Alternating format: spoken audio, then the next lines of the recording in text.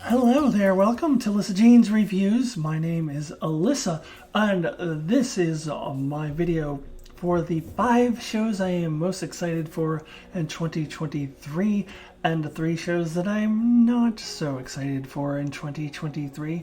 So this is the second annual one of these that I am doing. I did it for 2022, and then I did a follow-up video at the end of the year, which now is just a month ago, where I reviewed all of the shows that I said I was excited for and not excited for, and talked about how it went and gave each show a plus or a minus based on whether they met my expectations or exceeded them. That would be a plus. Or didn't meet my expectations, that would be a minus. So I will do that again this year. I will do the 5 shows I'm excited for and 3 I'm not excited for, and then come back at the end of the year and let you know how it went. So I will do what I did last year, which is to start with the back part of the title. So I'm starting in reverse order of how the title went. It just sounds better to start with 5 shows I'm excited for and 3 I'm not. But I like to start with the shows I'm not excited for. So let's do that first.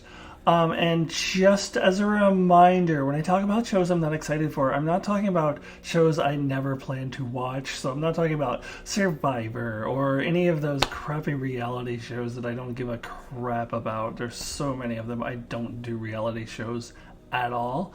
Like, you know, The Walking Dead season 28 or whatever. Is The Walking Dead over yet? I don't know. I have actually never watched it. Never been interested in it, especially with everybody telling me that it's not that good after a while. What, Fear of Walking Dead, is that still a thing? Like, those are not eligible because I don't watch them. So I'm only talking about shows that I do still plan to watch, but I'm not excited for. Now, why would you watch shows you're not excited for, Alyssa? Well, there are 2 possible reasons. One is that it's a show that belongs to a franchise that I'm kind of committed to, or that I feel loyal to, and I feel like, well, I need to at least check it out. Maybe I'll stop watching if it's not good, but since it belongs to this particular franchise, I'll go ahead and watch it. I'm just not excited for it.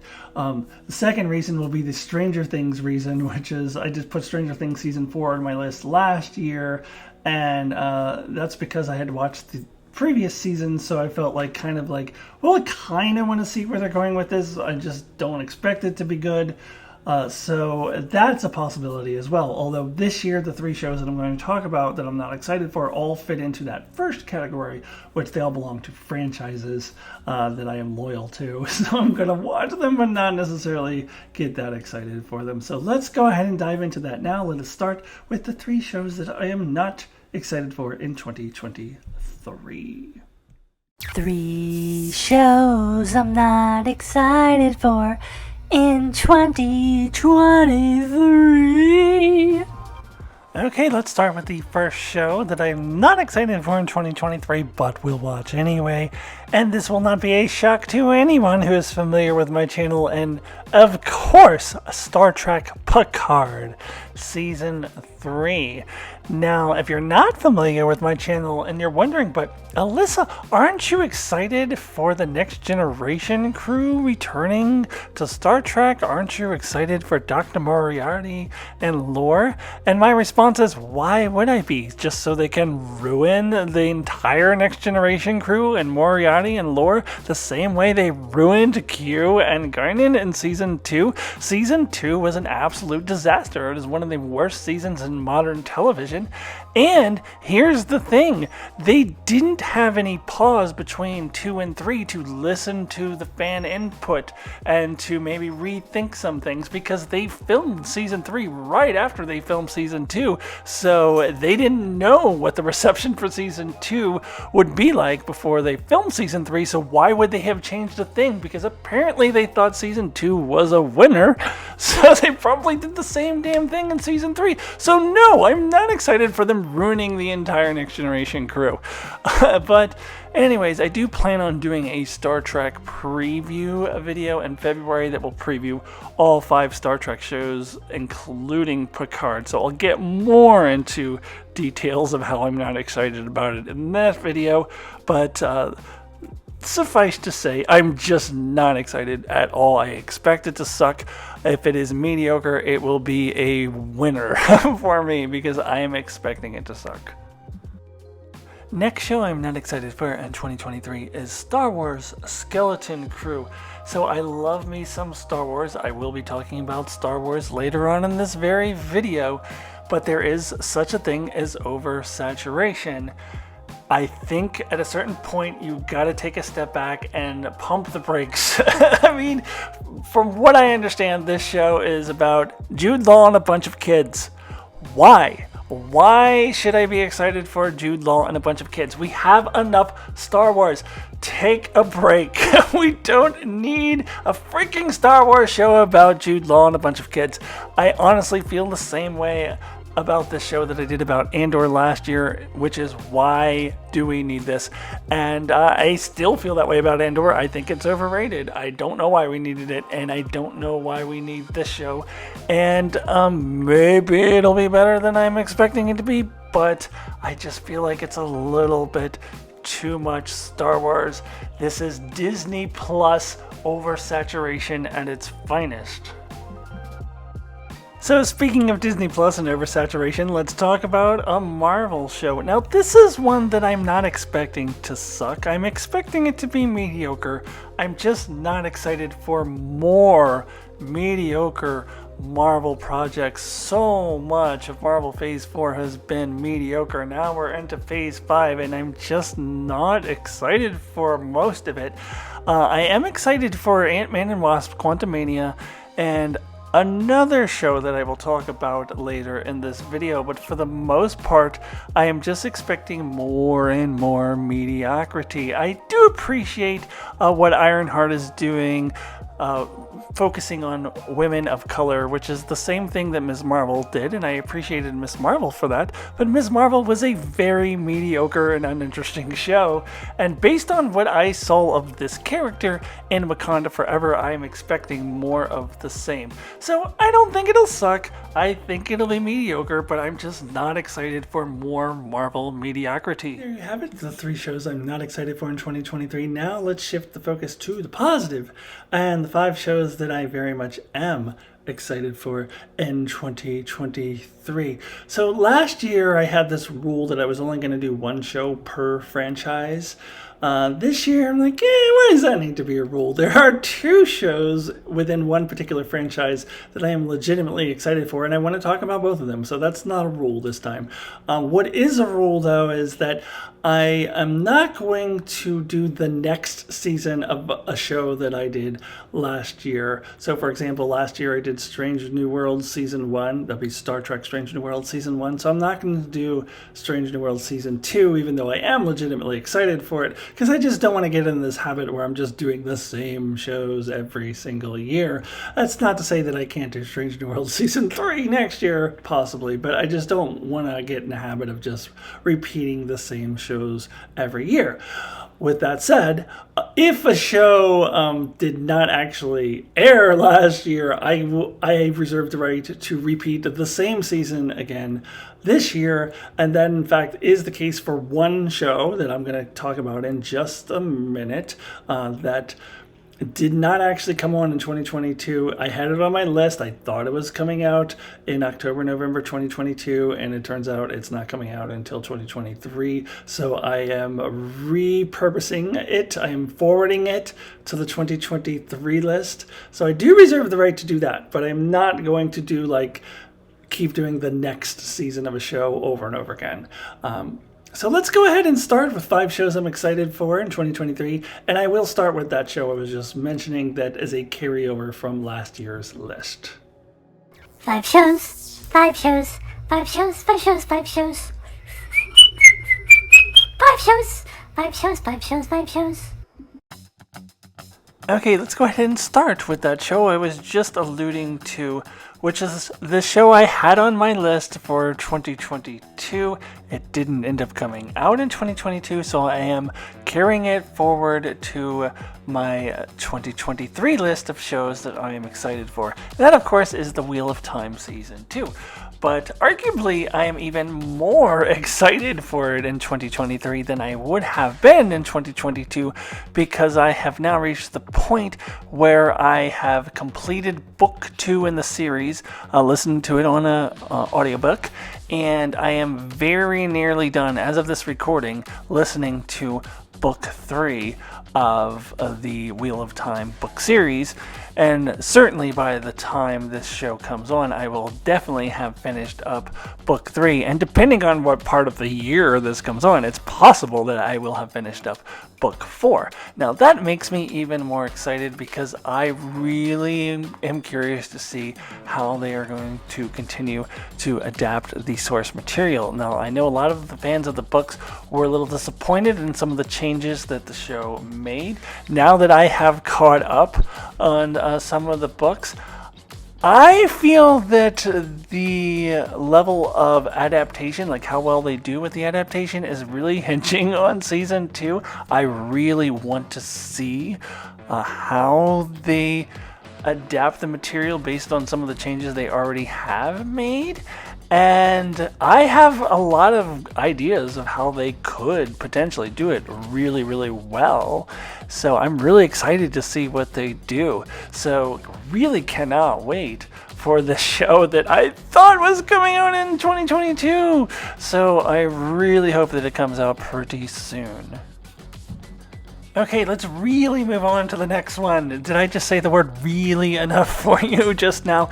The next one that I'm excited for is Star Wars The Mandalorian Season 3. Now, this may surprise some people who are familiar with my channel, because I've been very vocal about the fact that I believe The Mandalorian Seasons 1 and 2 are vastly overrated. People talk about it as if it has been a high-quality television show. All it does is repeat this plot of Seven Samurais over and over again. Now, there are some really good episodes in the first 2 seasons, but I think overall it is a very mixed bag. So then why am I excited for Season 3? Well, first of all, I really did enjoy The Mandalorian Season 2.5, which is what I'm calling those 2 episodes that they randomly stuck into Season 1 of the Book of Boba Fett. There were basically The Mandalorian Season 2.5. And the reason why I liked that, and the reason why I'm excited for Season 3, is because those episodes, just as I anticipate Season 3 will do, really focused in on the story of the Mandalorian people, their culture, their history, their politics, the war, the Darksaber. So Bo-Katan is slated to play a big role in Season 3. That is the stuff that I really love. I actually did a video last year that you all should watch called The Story of Mandalore, the episode Order Hack, where I tell you all of the episodes of all the Star Wars series, Clone Wars, Rebels, and Book of Boba Fett and The Mandalorian that you should watch to get the full story of the history of the planet Mandalore and the Mandalorian people. For a show called The Mandalorian, it really has not spent a lot of time on that. And I'm really interested in exploring, there we go, I'm saying really again a lot. I'm interested in exploring the cult that Mando belongs to, the children, I think they were called children of something, as compared to the Mandalorian people that we had met in the previous Star Wars shows. I can't wait for this. I expect it to be much better than Seasons 1 and 2. Hopefully I won't be disappointed, but I'm very excited, and it's coming out, I believe, in March, so I don't have to wait too long. Next show I'm really excited for is Star Wars Ahsoka Season 1. So Star Wars is the franchise that has 2 shows that I'm really excited for. Now, this might sound like a bit of a contradiction of what I said earlier, because I was talking about how there's an oversaturation of Star Wars shows on Disney+. But what I really meant by that is that Star Wars Skeleton Crew is one Star Wars show too many. I feel like all we really need is The Bad Batch, which is currently on, The Mandalorian, and Ahsoka, and call it a day. Like, that's great for Star Wars. I just feel like Skeleton Crew is a bridge too far. So that's what I meant by the oversaturation. Ahsoka, however, is the show that I am the most excited for of all shows in 2023, because Ahsoka promises to be a live-action sequel to Star Wars Rebels. For all intents and purposes, it is like a season 5 of Rebels, and I cannot tell you how excited that makes me. Star Wars Rebels, for me, is the best Star Wars show. Better than the Clone Wars, better than Mandalorian, and yes, better than the almighty great and powerful Andor, which is highly overrated. Rebels is my show. Ahsoka is going to pick up from there. We're going to see live action versions of Sabine Wren. I believe an actress has been confirmed to play Hera Syndulla. I think Ezra is confirmed. We will most likely see Grand Admiral Thrawn. Oh my god, I can't wait for this. This is going to be so good. And it is the show that I'm most excited for out of all of them. Next show I am excited for in 2023 is Star Trek Lower Decks Season 4.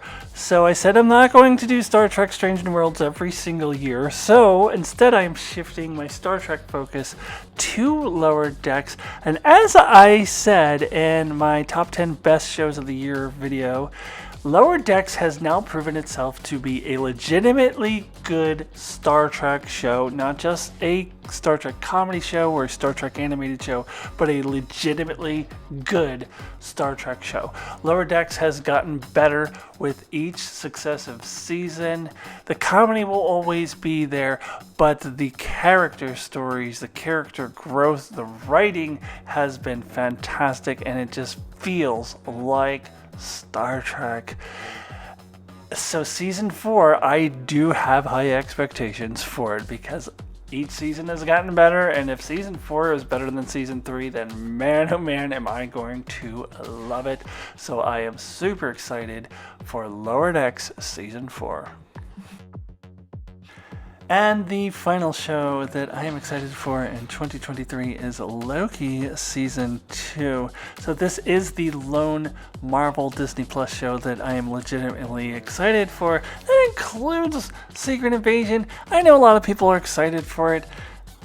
It's probably going to be mediocre, but Loki has already proven itself. Loki Season 1 remains my favorite Marvel Disney Plus show. Also, I'm really most interested in the multiversal saga, which is why I'm also excited for the Ant-Man film that's coming out.